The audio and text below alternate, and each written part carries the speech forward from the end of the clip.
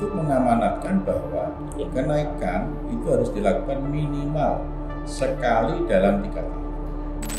Garansinya naik, agunannya naik. Nah, itu diuntungkan loh.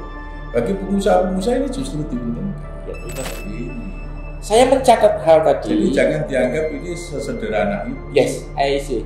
Kalau dianggap sesederhana itu nanti bila mana kita turunkan dengan angka sekian ini terus pemasukannya berkurang, berarti yang sudah kita rencanakan untuk membangun jalan A, B, C, D di akhir tahun ini dengan anggaran itu bisa tidak terlaksana.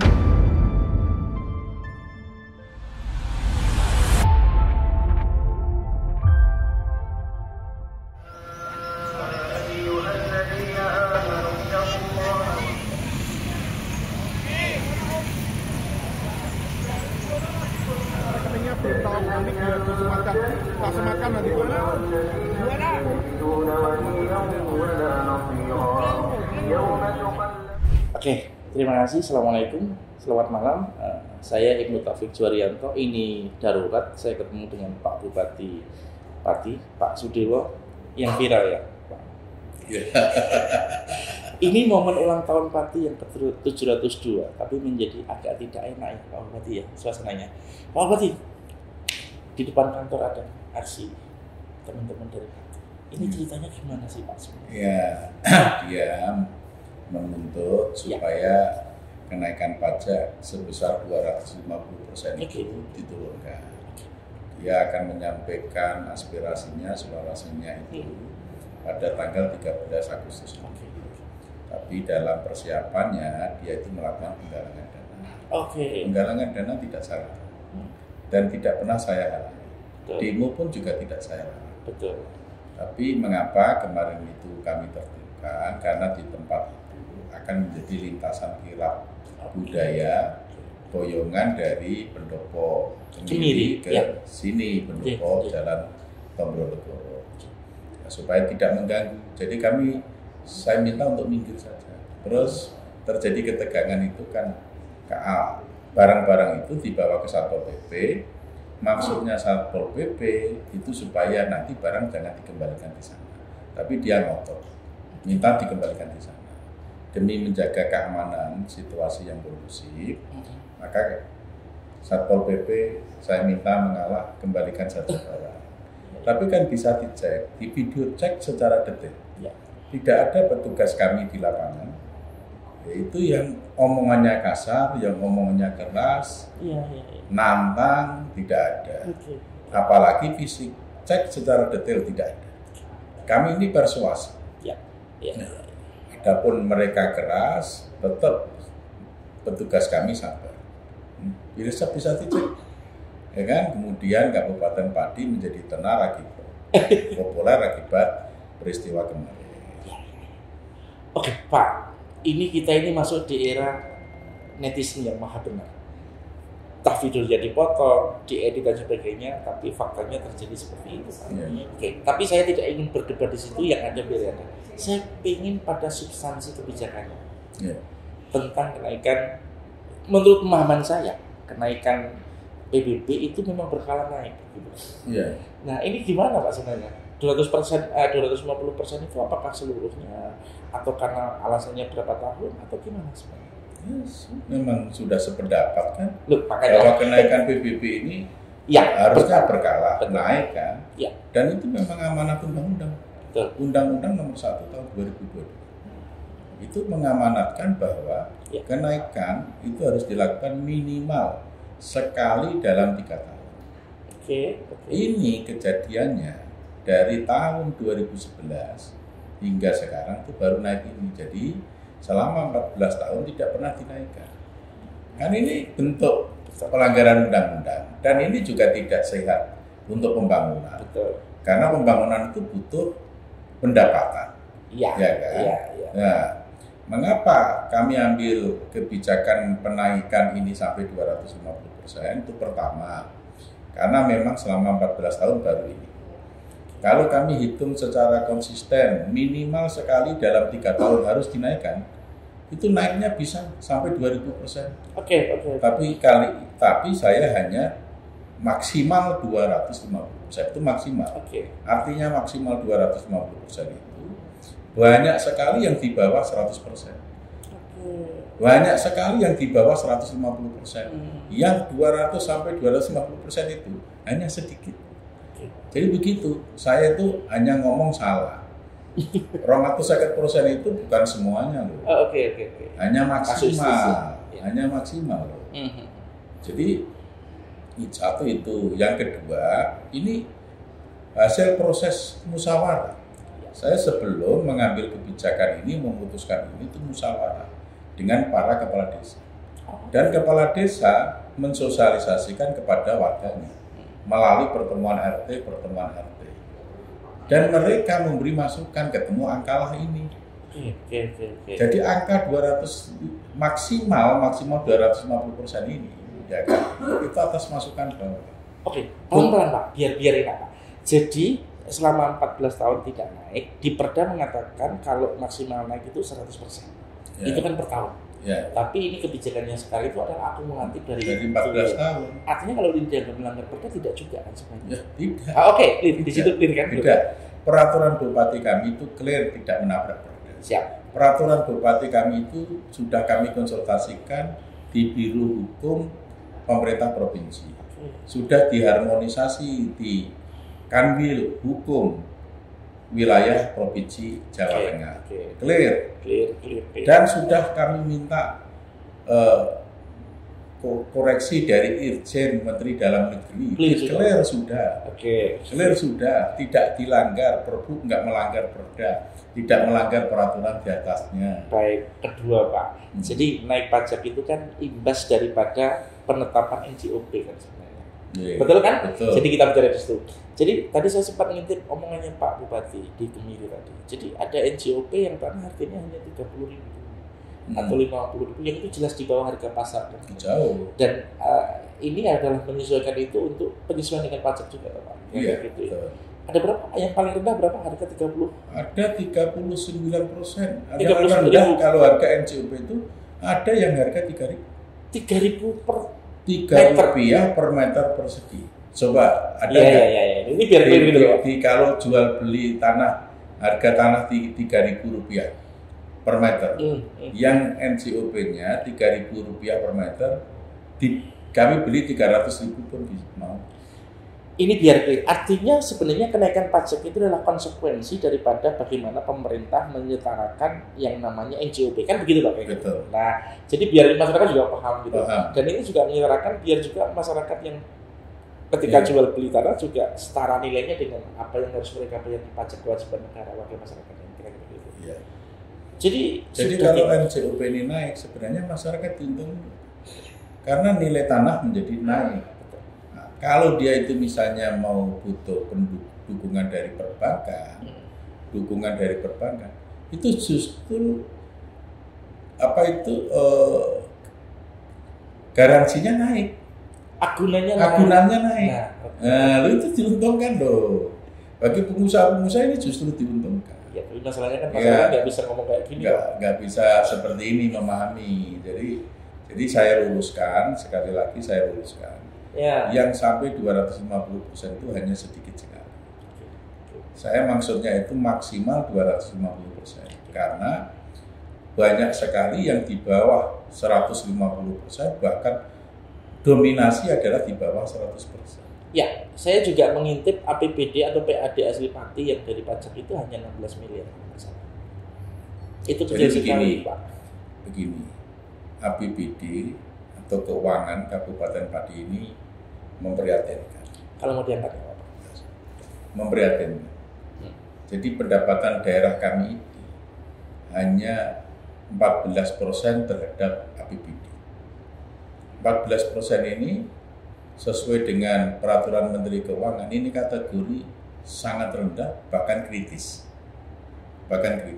Maksudnya apa?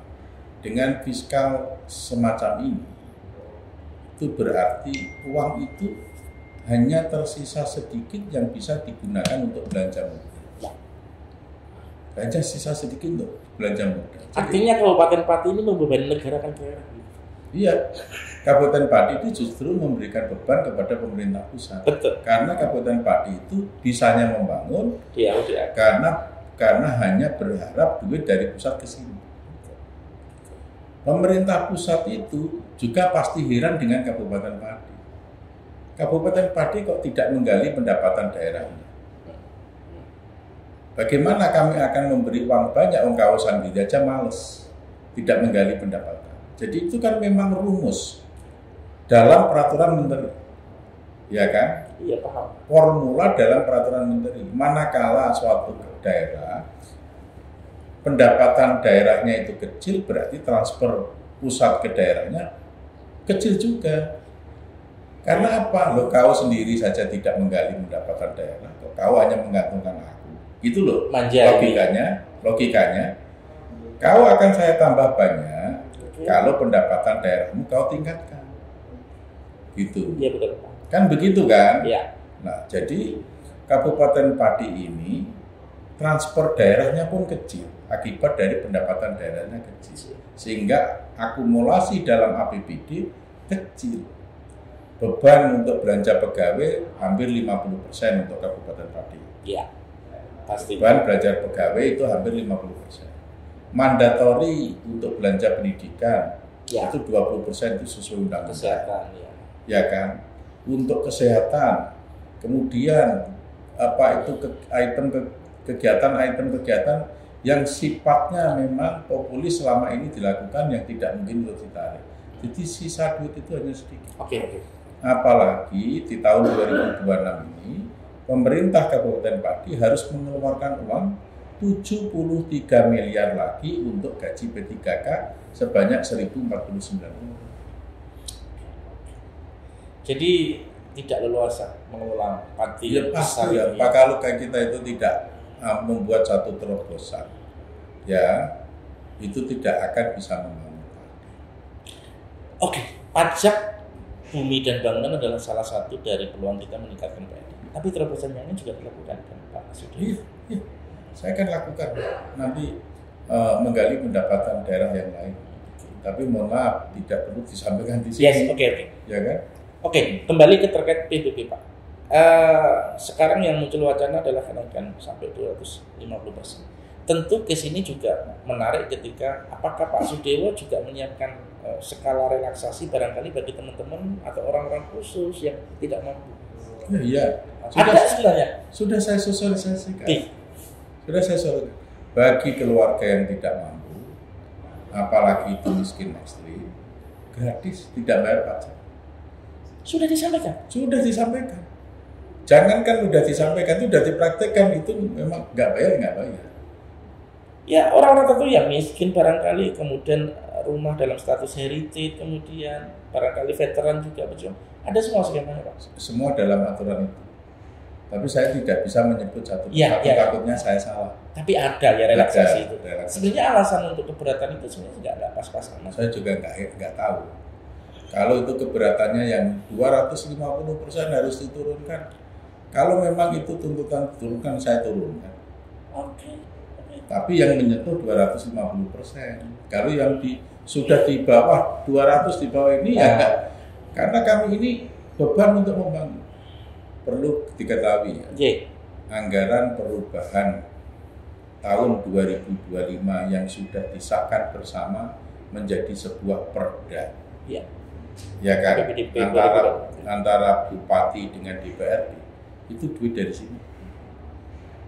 Dan anggaran perubahan itu adalah untuk bangun jalan. Sebentar, ini mesti clear. Jadi di APBDP 2025 yang sudah diketok, ya kan? Ada peluang tambahan anggaran untuk membangun. Diketok itu sebenarnya dari peluang dari ini. Artinya kalau dibatalkan APBDP-nya juga minus. Iya. Itu jadi divisi.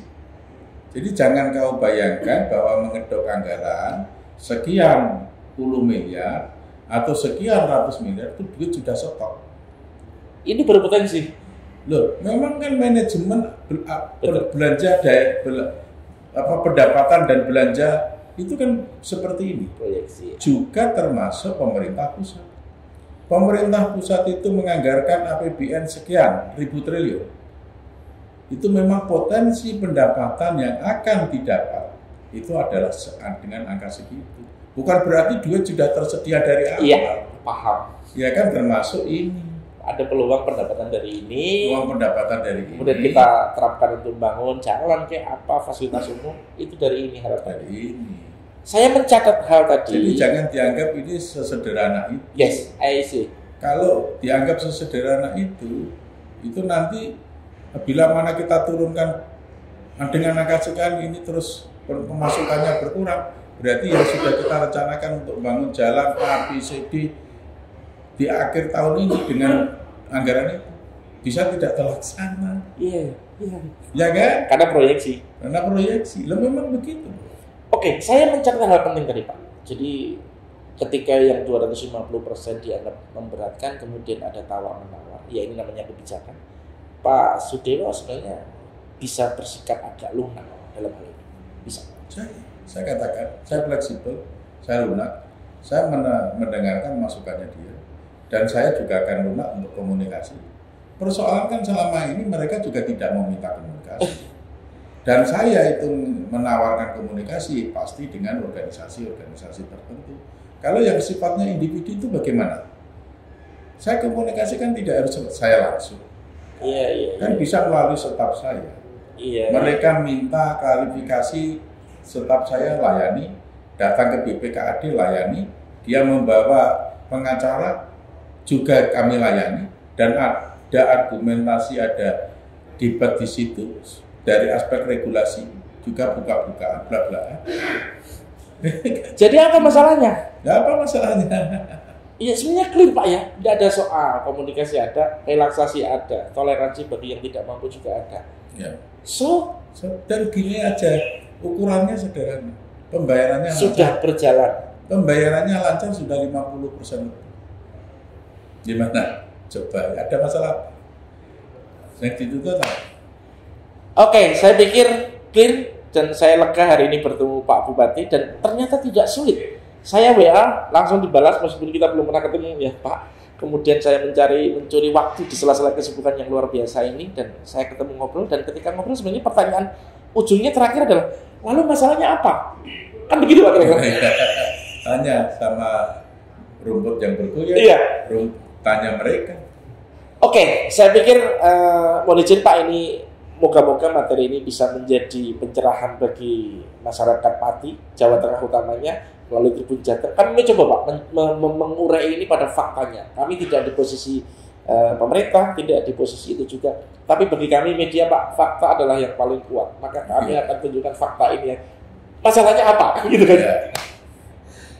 Ada lagi yang mengusulkan Pak kira-kira? Saya kira itu cukup. Saya hanya minta kepada seluruh elemen masyarakat Kabupaten Pati menahan diri, menjaga situasi aman dan kondusif. Karena kalau tidak menjaga situasi aman dan kondusif, itu yang di luar sana berpersepsi Kabupaten Pati ini ngeri, mencekam. Ini kan mengganggu iklim investasi. Yang dirugikan nanti rakyat. Tolonglah bersabar diri, kita bersama-sama membangun Kabupaten Pati. Terima kasih Dirgahayu Pati yang ke-702. Kalau malam ini malam yang harusnya sakral menjadi agak tidak enak. Semoga ini menjadi pelajaran kita semua. Saya bersama Pak Bupati Pati, Pak Sudewo. Terima kasih Ibnu Taufik Juwaryanto, redaksi Tribun Jateng. Dirgahayu Pati Pak, selamat. Terima kasih. Terima kasih. Selamat. Siap. Download Tribun X sekarang. Menghadirkan lokal menjadi Indonesia.